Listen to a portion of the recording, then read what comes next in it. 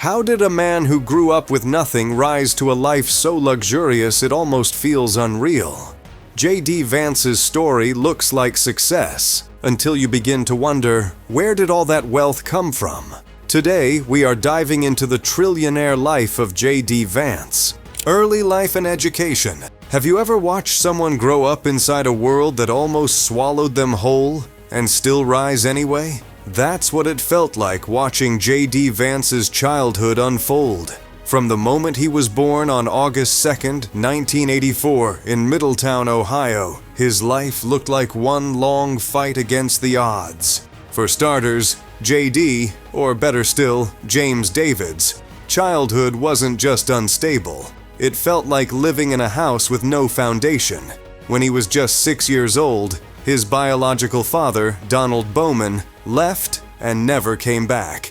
But that's not even the real problem here. His mother, Beverly Akins, struggled with addiction to prescription drugs and heroin, and I guess you already know what that means. Because of her instability, JD had a long line of stepfathers, men who walked in and out of his life so often that the word dad started to lose meaning.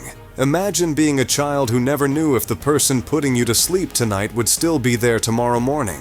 That was JD's world. But thanks to his grandmother, Bonnie "Mama" Vance, who took him in at the age of 15 and became his backbone. Under her roof, JD finished Middletown High School in 2003, but he needed direction to move ahead. So he joined the United States Marine Corps, 2003 to 2007, where he learned discipline and confidence. The Marine Corps later helped pay for his education at Ohio State University through the GI Bill, a program that provides college funding support to veterans. But JD did not stop there. In 2010, he enrolled in Yale Law School, a place completely different from everything he had ever known. Regardless, he pushed through and graduated in 2013. But education was just the tip of the iceberg for JD, because his career trajectory will shock you. Career.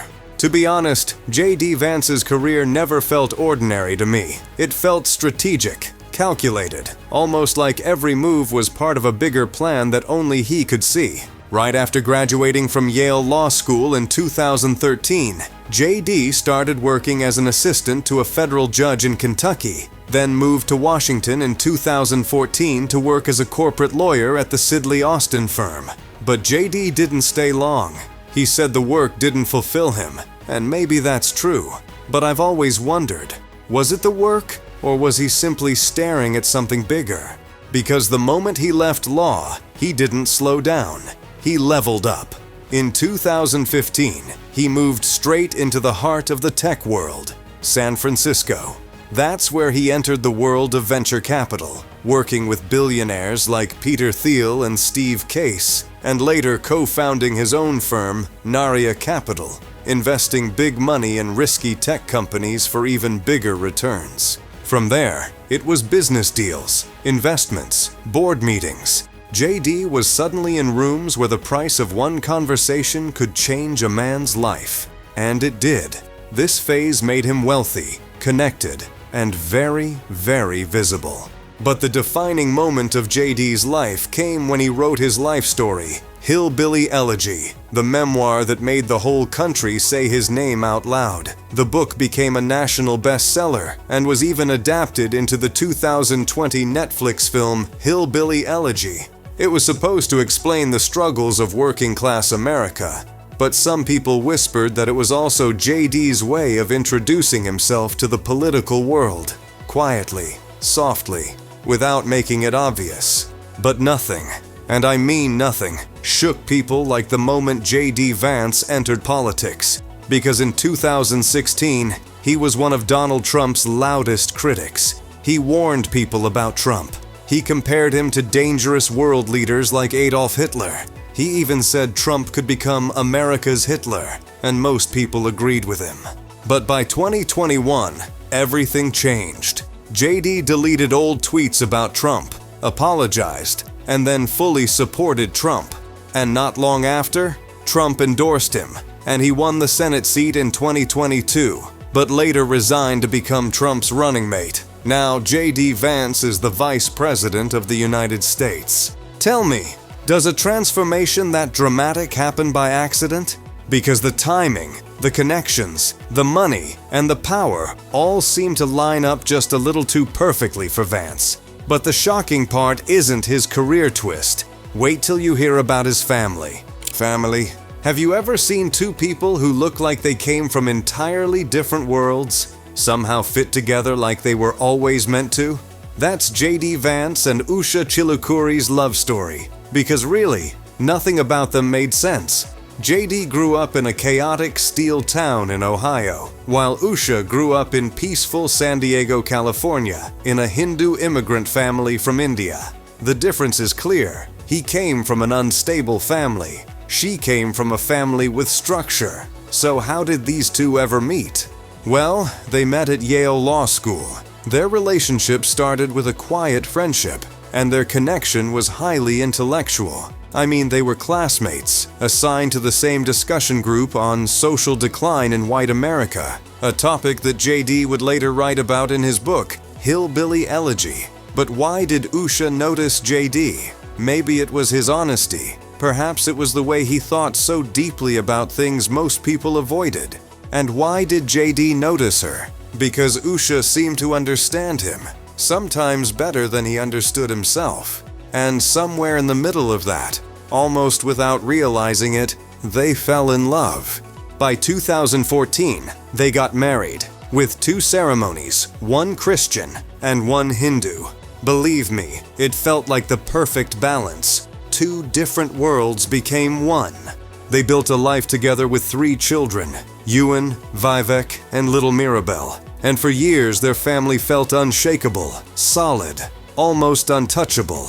But families like theirs don't stay untouched for long, especially when politics enters the picture. I watched as everything changed in November 2025 after the death of conservative activist Charlie Kirk. At a memorial event, JD shared a hug on stage with Charlie's widow, Erica Kirk, the kind that made you blink twice and ask yourself, did I really just see that? And right there, Erica said the line that confirmed my suspicion. No one will ever replace my husband. No. But I do see some similarities of my husband in JD and Vice President JD Vance. I do. At once, people started whispering, and suddenly, everyone was asking the same question. Was JD just comforting a friend? Or was there something else behind that moment? That moment became a shadow. And if you think that shadow didn't follow him into his luxurious new life, think again. Luxury lifestyle. JD Vance once called himself the voice of the forgotten working class. But today, he lives a life that most people will never even get close to. And the strange part is, the shift happened fast. Almost too fast. His net worth is now around $12 million. But the number alone doesn't tell the story. The story is in what he buys and how he lives. Let me start with the Cincinnati mansion, because calling it a house would be an insult. Now worth close to $1.9 million, overlooking the Ohio River like something out of an old world painting. Historic woodwork with rooms big enough to echo when you talk. It's pretty luxurious, the kind you only recognize if you've spent time around it. He also owns a $800,000 rental property in Capitol Hill, Washington, D.C., currently renting for $3,800 a month. But that's not even the shocking part. Did you know that in 2023, JD bought a 100-year-old farmhouse in Alexandria, Virginia for $1.64 million? And 2 years later, he sold it for around $1.9 million, pocketing nearly $300,000 in profit. I know most people flip cheap homes in rough neighborhoods, but JD is flipping multi-million-dollar homes in exotic neighborhoods. Is that just good timing or something else? Because I'm wondering, how does a man who built his brand on warning America about elites end up living like the newest member of their club? He now lives in the Vice President's official residence, #1 Observatory Circle, a huge mansion with 33 rooms on 72 acres in Northwest D.C. A level of luxury he once said didn't matter to him. And yes, he lives there completely rent-free. Then there's the travel. During the campaign, he flew on chartered private jets with price tags reaching the high six figures. Now, he flies in Air Force Two, the official vice president's flight whenever he wants. Did you know that, in his first 7 months as vice president, reports claim JD took at least 8 luxury vacations, skiing, golfing, and beach rentals that cost taxpayers millions? No wonder his critics call him America's most expensive travel influencer. Without a doubt, JD Vance lives in a world of luxury, and yet, none of it is loud. No diamond watches, no flashy cars. His most noticeable accessory is an Apple Watch, which somehow makes the luxury around him feel even more intentional. Quiet money, strategic money, and through all of it, another uncomfortable question lingers in the background. How does a man who once warned America about the dangers of Trump's power now seem so comfortable enjoying every benefit of it? Is this the natural evolution of a successful politician? Or is there something deeper going on, something the public isn't meant to see? Let me know in the comments, and if you like this video, click on this card for more.